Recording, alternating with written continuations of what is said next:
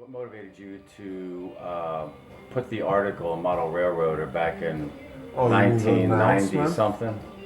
Oh. Yeah, Um, well, a number of things. I'd had an interest in Civil War railroads. Everybody I spoke with said I'd be lucky to get a handful of people interested, including Wayne Weslowski, who built the Lincoln funeral train. right. You know, he was a great scratch builder. And, and he even said to be lucky to get a handful of people interested in it. Uh,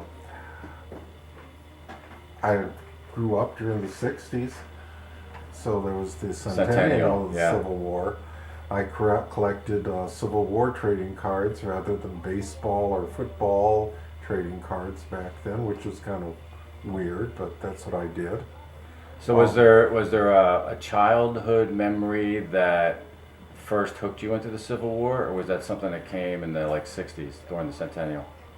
Just during that time period. Yeah, I mean, there were things like Johnny Yuma on TV right. and some of those old shows. What was like one of the first Civil War movies that you remember that really? I can't remember. Is there one that stands out now that you really resonate with? Gettysburg. Oh, really? Really. Ted Turner's Gettysburg. Yeah. I watch that. I try to watch that every year. You know, a lot of people go out and see fireworks. My goal is to watch that once more. That's cool. Every year. That's cool. And you know, I'd actually toyed with. I started with as an adult. My wife and I played different clubs and stuff around. And one of the songs we did was Chattanooga Choo Choo. Our first Christmas together, I wanted to train around our little tiny Christmas tree. So one of the discount stores had a Chattanooga Choo Choo, and I got that. Mm-hmm. And then I started getting just, you know, different buildings and structures and stuff. And as the kids are growing up, my kids. So is it like in the 80s? And then, yeah, it was the started, probably late 70s, early 80s. Right. And then we went from, other than something just came out at Christmas, I read some books, and one was on, you know, the advantages of narrow gauge or end gauge because you get the tight curves and everything. And I happened to see a couple Bachmann engines at a the 440s. The 440s at a Woolworths. A Woolworths. And back when this was in West Virginia, and it just kind of like solidified. Okay, here's the. I know they were supposed to be 1869. The small engines pulling small cars. You could have tighter curves. You could have a bigger looking railroad in a smaller space. Right. Didn't need long trains because they didn't run long trains. And back then the HO was more reliable than N-scale. Right. A lot more reliable. And I'd had some experience with it. As a kid, I actually had a O-scale set. Right.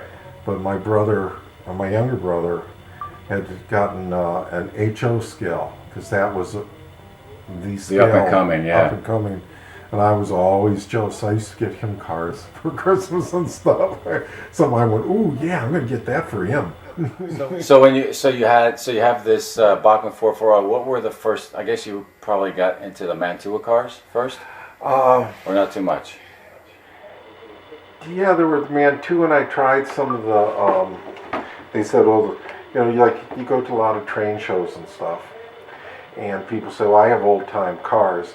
And their idea of the old time cars were the MDC Roundhouse 36-foot cars. Like 1880s, 1890s. Yeah, you put them behind some of the engines. Even I ended up with a couple of Generals.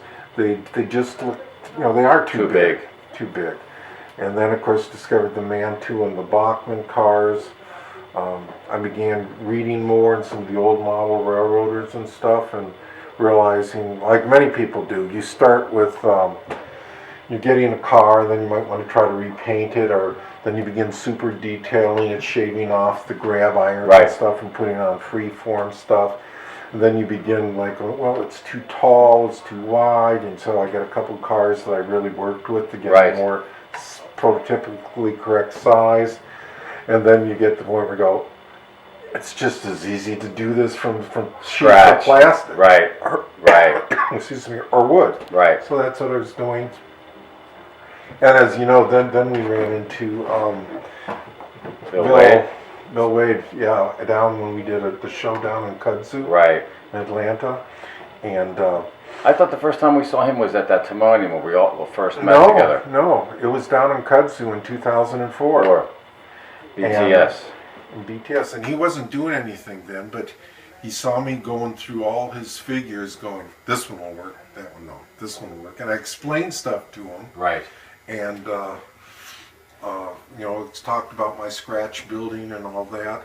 And then maybe it was a year later, he actually sent me a prototype to assemble to get an idea. That's right. Yeah. Well, that was the first house car, right? Yeah, that was his first archtop house car. And yeah, he's been great supplying, but because his kits are so much easier than scratch building anything. Yeah, so. they go together pretty quick. And he makes probably close to a dozen different Civil War cars now. I'd say yeah. And some that could be backdated. That's right. To use for Pennsylvania Civil Wars, Railroad, yeah. Especially if you're like doing like me, freelancing. And so as long as the basics are correct. Right. And then you could go with some of the new 3D printing, so the trucks are just wow. And you've got the Reeboks wheel sets that's perfect. So they just run, so you can pull the longer trains. You know, you're well here. You know, on your layout, you were pulling some good length trains. 18 cars, yeah. Yeah.